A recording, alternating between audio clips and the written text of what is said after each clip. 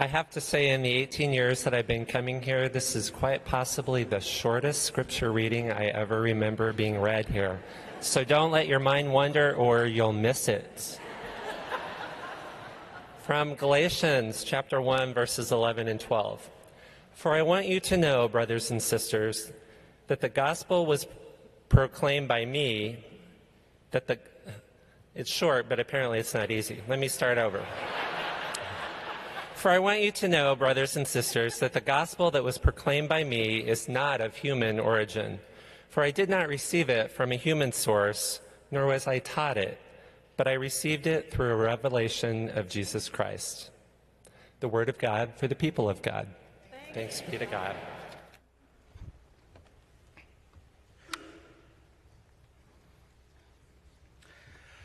Friends, it is good to be back among you after a week away at Life Camp. That's life spelled with a Y, standing for Live Your Faith Every Day.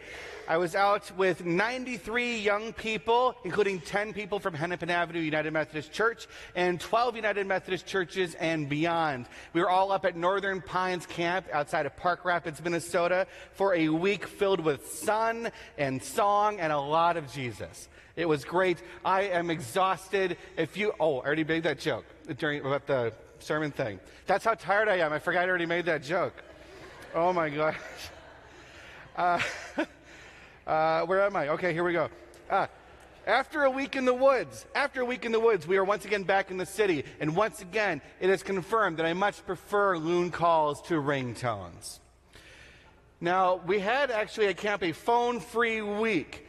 This is a pile of phones that I was given from the LITs. Those are the leaders in training, the juniors and seniors who come to camp and are trained up to be servants to our campers all throughout the week. So we had their phones in my cabin, and if they gave me their charger, they were blessed enough to have a little charge for the way home. And at the adult staff, we had our phones on us for emergency purposes, and we did try our best to keep it strictly to business on the phones with the occasional World Cup update for our campers. But still, here's the thing. When you have those phones on, then we still get interruptions. Something will come on, breaking news this, or breaking news that, or a text message here. They're just happening. All of these interruptions. Except that's not what we call that on our phone. We don't call them interruptions. What have the phone companies called those? Notifications. Those aren't interruptions, they're just notifications, right? Now, you can change your settings so that you can limit which notifications you receive, and you can even say when you want them and when you don't want them. Now, here's the thing, though. When I was charging the LIT's phones, when you plug in some of them, they just turn on. And although you can't read all the notifications, you can see on the screen that they just pop up, so you can tap them and read them. And when they do, they vibrate, and so you get a little vroom when a notification pops up. Except when I'm plugging in their phone at the end of the week, it was dozens, hundreds of notifications, from text messages to emails to apps to coupons, all of these different notifications. So the LIT's phones light up with interruptions. And here's the thing, I want to make it clear, I'm not denigrating technology or social media. I probably use it more than most people in this room, and I do think there are healthy ways to use it. What I'm saying is maybe there are questions about how and why we use technology and social media. Also, this is not about young people and their phones, because, friends, this is an intergenerational challenge. Okay? For example, if you're over 40 and you're still using a ringtone instead of vibrate for your phone, you're part of the problem. Especially if you're that person who you're all in a gathering and then your phone goes off and it starts ringing, but you want to pretend that it's not you, so you're just sitting there. We know it's you. Just turn it off. Now, turning off our phones, however, these interruptions that we get day to day, we got to have an interrupted week where we have 52 weeks out of the year, and for 1 week, we interrupted life, and this is what we got to experience instead.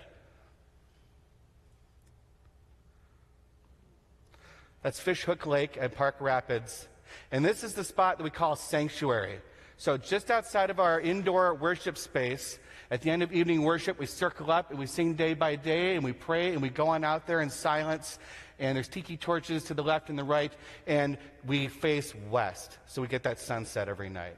And you can see the loons over there by the cross on the right-hand side.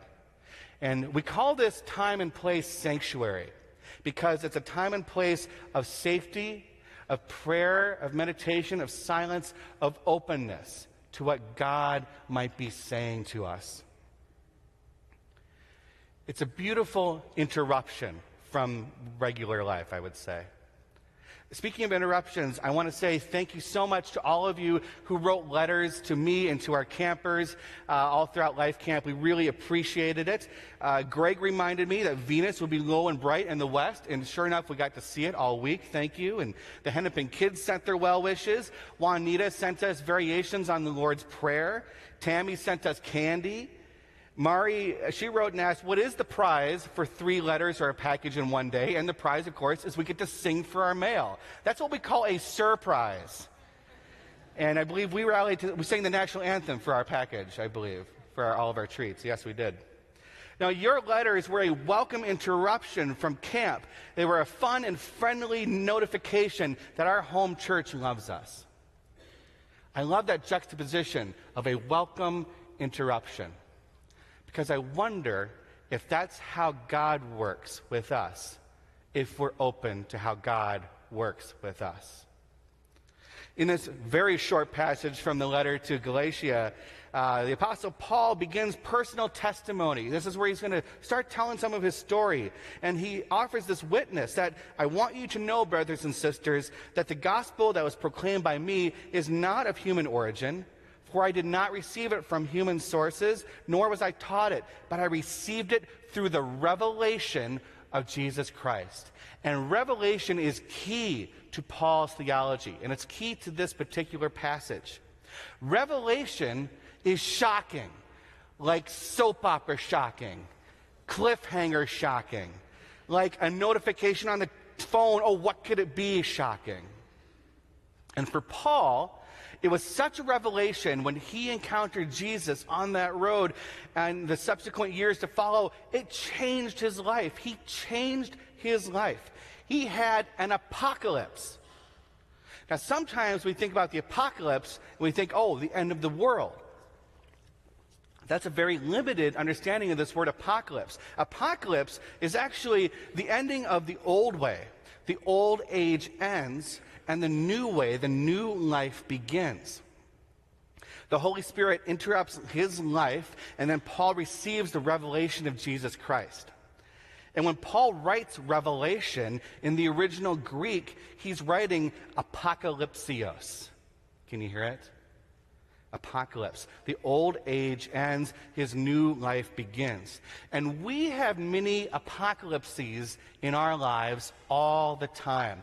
Disruptions, interruptions, that one old thing ends, one new thing begins. Graduation, becoming a parent, the death of a loved one, the day you get sober, the day you stand up for someone who can't and you realize, I can do this. Maybe new perspective on an old family history story, new insight into how to do your job, new information on how your nation treats its neighbors. These are interruptions. These are apocalypse. This is revelation that interrupts life as we once knew it.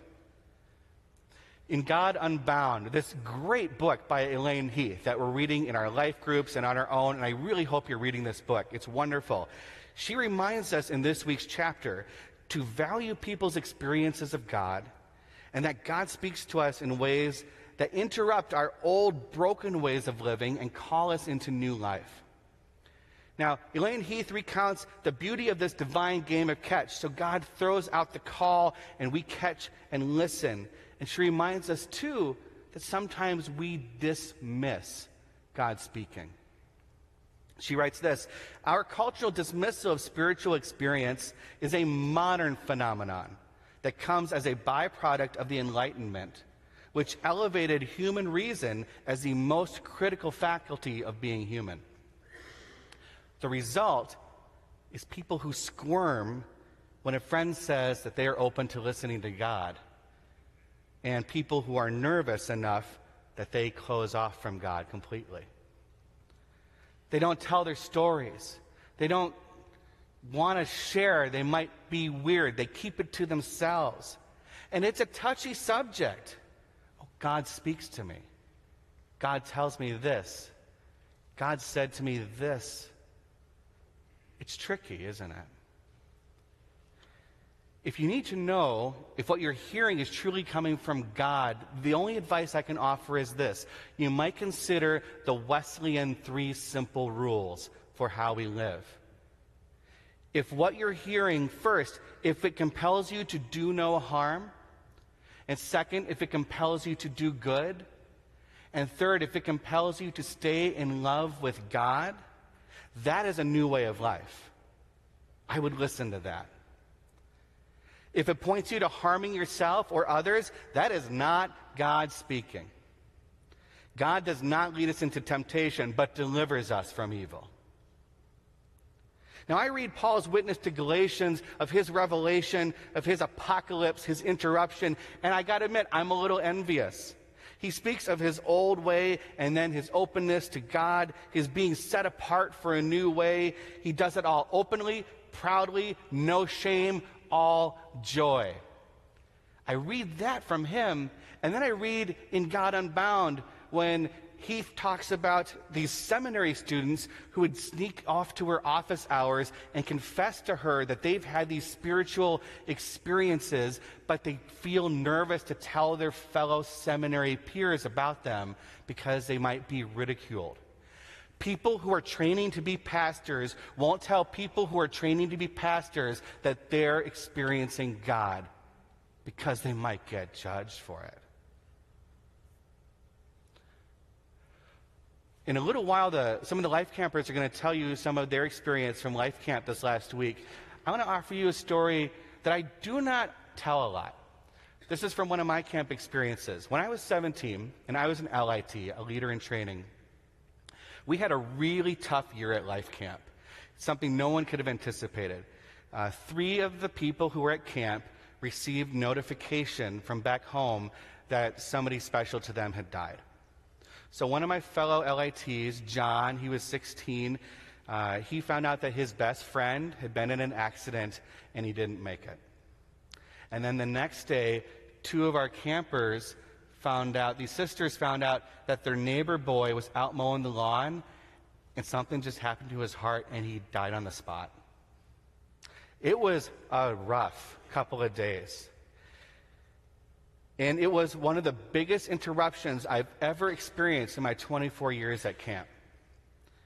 And as a community, as a church, this camp, we wept for our friends and we shared in their grief and we prayed to a God who does not take these young lives, but does receive these young men. And as for me, yeah, I felt that, but I will tell you, I was angry. I was desperately angry. So we're in our sanctuary space. So this is before Northern Pines. So similar to this, at Decision Hills, the sanctuary was up a hill, and it overlooks the lake, and you can see the other side of the lake there. It's a lot closer than here, and it was very dark. Very dark. It's very late. Now that I'm the dean, we go to bed a lot earlier than we used to when I was a teenager. But it's very dark up there, and I'm in the sanctuary, and I'm upset. And this was a season in my life where I had a very low tide of faith. And I stood there, and silently, so no one would hear me, I said, God, if you're there, has anybody ever started a sentence with that? God, if you're there, I need a sign. I need to know that these 2 young men are safe, that they're okay, and that they're with you. Now, you can call that testing God. You can call it wrong to test God. But that's what I did. When you're 17 and you're upset, you're going to test God now and then.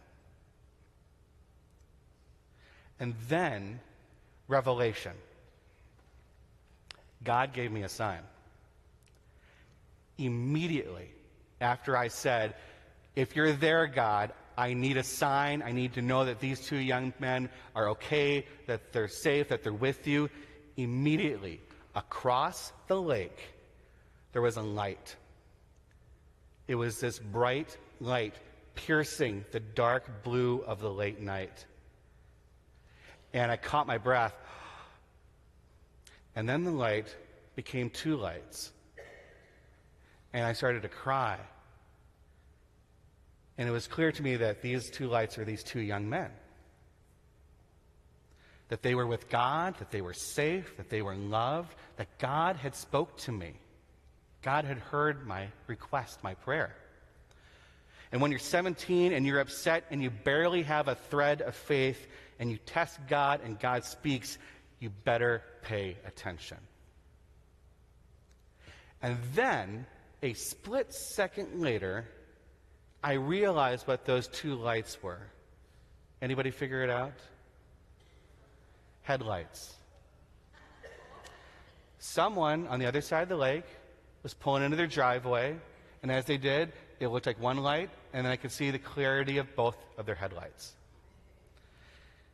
And I had this little moment of disappointment.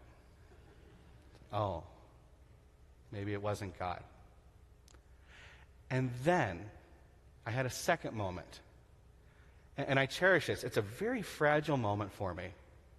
I couldn't have talked about this 10 years ago. I'm glad that it's no longer a wound, it's a scar, this story. I had this moment where I had this overwhelming understanding that I had been open to listening to God. And in that openness, God had spoken to me, and I had heard. Yes, headlights. And I believe God partnered with my open mind and open heart to use those headlights to speak to me. When I read Elaine Heath write about students in seminary confessing that they don't share their spiritual experiences, I related to that. But then later on she writes this, and I relate to this as well, that hearing from God and allowing ourselves to be transformed and sent in new directions is inherent in our tradition. And through this moment, as I read that during Life Camp this week, instantly I remembered this story, and I remember being transformed. So I told my friend John about this, the sign I'd received about his friend, and we had a good cry, because that's what you do at camp sometimes. We went back to the campfire.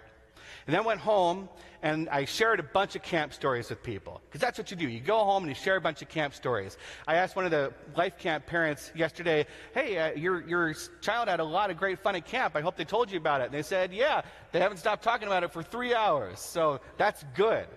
That's good. Because sometimes, when I was a young person, I would come home from camp, and people like my parents would say, how was it? And I would say, you don't understand. And I'd slam the door, and I'd cry in my room. But this year, I shared a ton of camp stories. That moment had really propelled me to want to share. And I told this story of the lights. I shared it with one person. It was a person who I knew to have a very strong faith.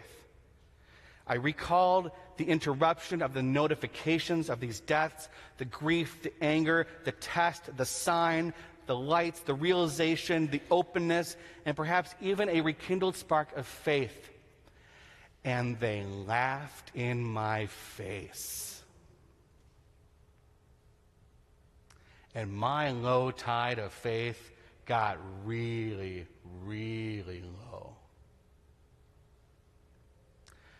And then we sit around in church buildings wondering why we have such a hard time with evangelism and invitation, sharing our faith stories, telling people why we do this every Sunday, teaching our children how Jesus matters in our hearts, living our faith every day and everywhere. Now, looking back 20 years, I think that for that person who I shared the story with, the cost of my revelation interrupting their life was too high for them. It was too apocalyptic. I see that with distance now. But yet, friends, we cannot close ourselves off from God simply because we don't want to be interrupted when God comes calling. God comes to us at inconvenient times. Have you noticed? Apocalyptic topics rock us, and God comes calling in notifications big and notifications small. God keeps calling us, and if we're not open, we could miss it. In a sea of notifications lighting up our lives, could we see the one in which God is calling out to us to be open? Those children alone and afraid, who will reunite them with their family? Is that God calling you? Or maybe someone else will handle that. That friend who is at risk and risked it all to reach out to you. Is God calling you to be their friend? Or someone else handle it? Those refugees fleeing terror that we cannot imagine. Is God calling you to act, to vote? Or will some other nation handle that? Do we turn off notifications? Do we close off to God? Do we just sit there and let that ringtone go on, hoping nobody notices that God is calling us? God deserves more than that, and we're capable of more than that too, because we're the church. We can do this. Friends, I've invited the life campers to come up, and they're going to share some of their stories and experiences with you. Why don't you go ahead and come up there? And like Paul shared his witness, they're going to offer their vulnerability and their experiences of faith. And I ask you to hold their vulnerability dear. It's very important. So maybe they'll tell stories about new friends, or some funny stories, or maybe praying on the beach, or singing for their mail, or because God speaks in a lot of ways, especially at camp. So I'm going to turn it over to these young people, and you can use that mic right over there. Hi, my name is Dana. The theme of Life Camp this year was See All the People. My mom says that I have this spotlight. My bright smile and my intense gaze just draws people's eyes to me. And I used to love this spotlight because I loved performing. But I've started hating the spotlight because all of those eyes started seeing things that I didn't want them to see. And so I went into camp this year wishing and hoping that I could see all the people and everybody else would just stop looking at me. So in Sanctuary, you don't just have to sit and watch the sunset. I would sit and I would watch the waves dance during the day. I'd listen to nature sing. And in those moments, I wished that nobody would see me. And it seemed that everybody did. I was so happy to just be alone, and everybody came up and asked me if I was okay. And I was truly okay. But they just kept coming, and I wanted to be alone. And so one SL, a senior leader, his name is Alex Tyre, he came up to me and he asked me if I was okay. And I said I was, but unlike everybody else, after they had learned that I was okay, they left, but he sat down next to me. And we started talking about the people that we saw God working through to make the world a better place. The 16-year-old who started his own company to clean up the ocean, Elon Musk and his amazing underground highway in LA, those kind of things. He asked me questions about myself. I didn't want to answer them because I'm always answering questions about myself. But I did. And he told me that I was well-rounded. But I still didn't want to be seen. At the end of the week, we have this thing called Quest. It's where we have a small group of people, and we go around to different stations, and we learn about how we can see God in day-to-day life, and how we can see ourselves. there was this one station called See Me, where we had to write down every adjective we wished people saw about us. I wanted to be seen as strong, as intelligent, as independent, but I also wanted to be seen as not completely known. I have this fear that if somebody knew everything about me, that they would just leave, because there's nothing else. And Alex Tyre, the same as Sal who sat down and forced me to be seen, he was running this station. And he took one look at that and he didn't agree with that. He said, I see you as someone who doesn't want to be totally known, but so deserves to. And that really hit me, because he made me see that if somebody were to know everything about me, that they wouldn't want to leave. And I saw God in that. Thank you.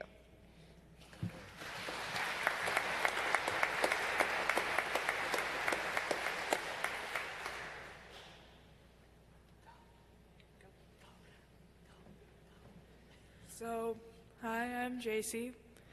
I wasn't informed that I'd be doing this until last night, so I'm not as prepared as the other people I went with.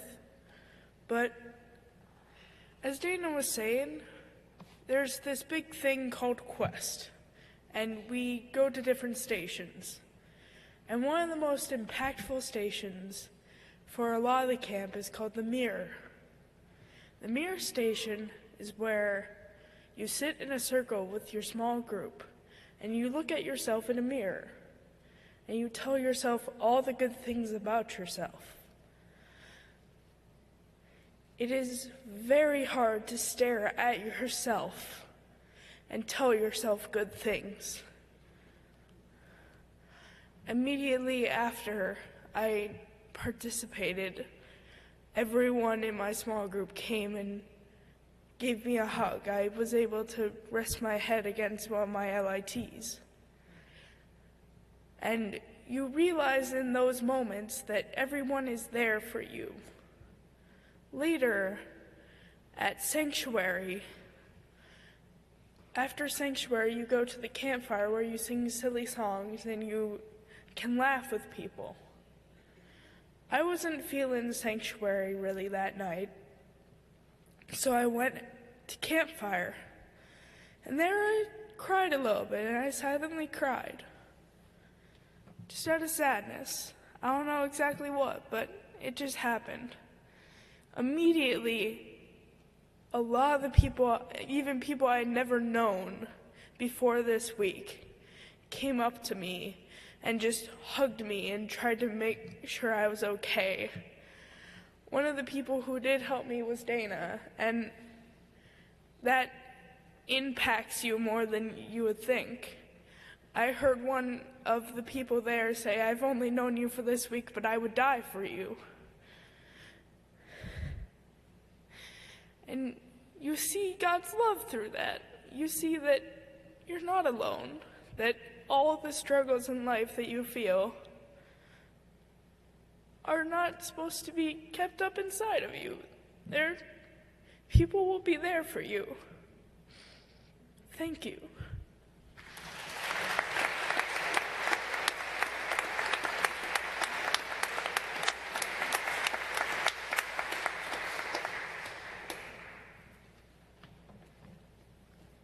Hi, I'm Jamie, and my first experience camping at Life Camp for the first year, it was really great.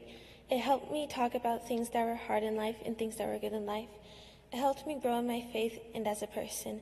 It is also a place where you can express yourself without anybody judging you. It is a place where so many people care about you and where you can have a lot of fun. But most importantly, Life Camp taught me how to live my faith every day and to help others live it.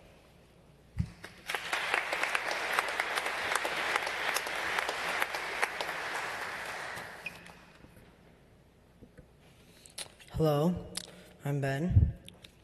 This week I went to Life Camp, and it was a big experience for me. First of all, we were completely isolated from any screen or internet access, as you saw previously. Secondly, we got to talks, worships, scripture readings, and much more to learn about God and His Word to all the people. To me, Life Camp was something completely different from anything I've ever done. It was an experience where you can meet people that you can relate to, like sports, food, hobbies, etc. But there's a deeper meaning. Most of the people I met and talked were trying to explore a deeper meaning to what faith really means. Life Camp taught me so many things, like learning that God's Word is for anyone. Everyone is included in his or her plan, and that the way you experience the love of God is your choice. Being open to God is your choice, but there's a certain thing. In order to understand God's love, which is vast and complex, you have to be open to God. By being isolated from tech, to me, is a way of paying attention to nature. Another way from being open to God is by being open to other people to see and hear different stories about God's plan. God will always be open to you, but that you are open to Him or her is different. To be honest, I'm really confused about my faith. I know I'm here for something, but I don't know why. So Life Camp, Church, and Youth Group is teaching me how to be open and live your faith every day. Thank you.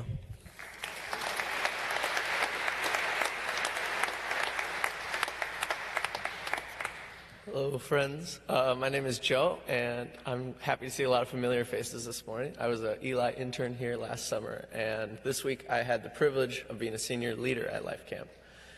And with camp, we talk about this thing called the camp high, which is what many of us are experiencing right now, coming back and being in this amazing spiritual place because we got to spend a week with our friends in this totally set-apart place in the woods with no technology. And there are so many elements that are so special about camp that is just this singular time and place in which you get to be with the people you love who support you and love you. But as I had the privilege of watching these campers act out camp and be a part of that community, I was struck this week by how normal it can be and how these campers are really just living out what the kingdom of God is supposed to look like, what the church is supposed to look like. Some of the things we did are things that the church is about and we do in our daily life. We got to spend time noticing God's beauty and God's creation, something that is always available to us, not just camp. We spent time in our traditions, in things that we do over and over to remind us that we're a part of a loving community. We sat down and hugged people when they were crying, an opportunity that's there every day for us. And we sang silly songs, something that we should do every day. So in all these camp traditions and this camp high, first I want to just say to the campers, be patient with yourself as you come back into regular life. Take technology slow, take activities slow, keep noticing God, and keep that openness to God that you've talked about and shared. And then for all of you, the church, young and old, in many different parts of life, camp is really just church, and church, being open to God, is available to us every day. Yeah, thank you.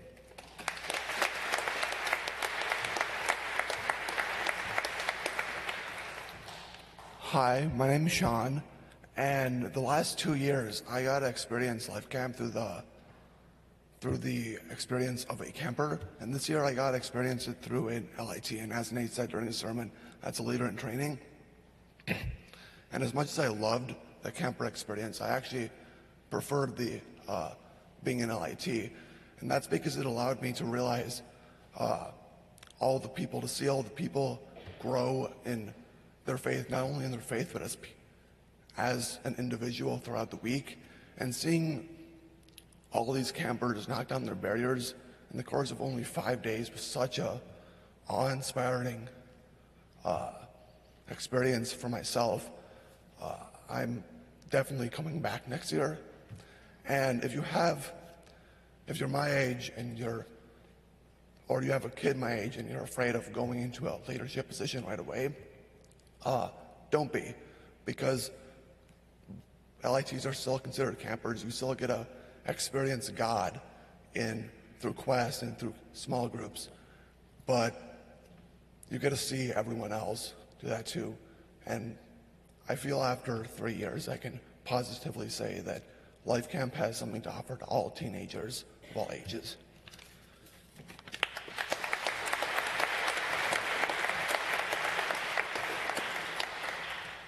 Hi, I'm Somi Nsure, and this was my first year at Life Camp. For the past 1 week, I've been at Life Camp. I've gotten a lot of letters from people who have mailed me letters, and I would like to thank all of you for remembering me while I was off at camp. I made many new friends, sang lots of new songs, and got a lot closer to God. Every morning and evening, we had this time period called meditation, which is shown on the board. It's when we sit down on a big meadow and then overlooking the lake, and it was a time I really saw God in nature and in the sky. I would love to go to Life Camp every year because it was a great experience. Next year, I'll be bringing a lot of my friends with me, and I encourage you all to bring your daughters, sons, nieces, nephews, granddaughters, and grandsons. It was worth it. I would like to thank Pastor Nate, Joe, and everyone at Hennepin United Methodist Church. Thank you.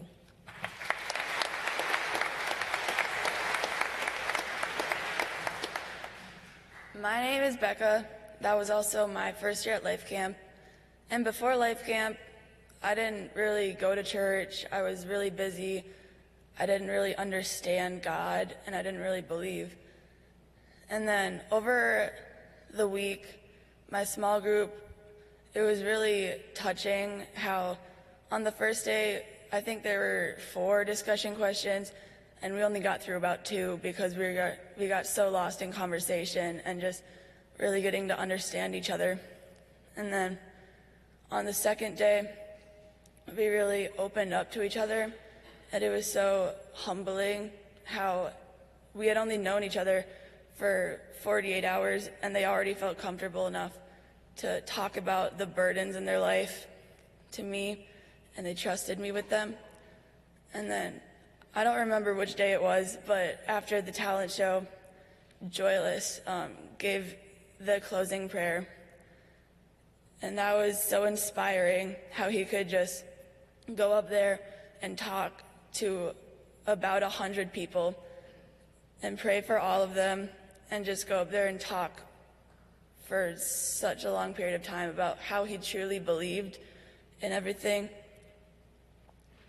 And then on the last day, our small group was so close. I cried so much leaving. And after all the sanctuaries and all the worships, I felt so much closer to God, and it was just really inspiring about how a week could do that to me.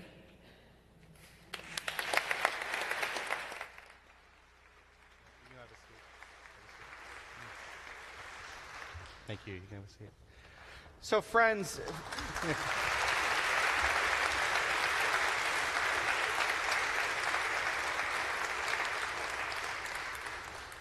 thank you for your patience and your hospitality as you bear witness to their witness. If these teenagers can share about their faith, I think that we adults have something to learn from that and how we talk about God and our God experiences, our openness in the world. When we are open to God, amazing things happen. And if we're not open, we might miss it.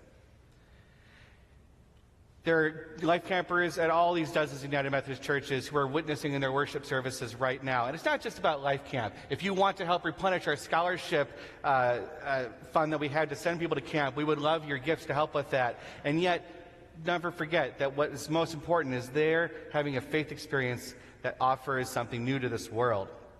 Elaine Heath writes, "People hunger for spiritual experience, for an encounter with the living God." And I would add this: the living God is hungry for an encounter with you. So in the woods or in the city, may you walk through life open to God. May you be open to listening for God's welcome interruptions. Keep your notifications on. Answer the call. And may you share and be heard. And may they share and may you listen. May it be so, and amen.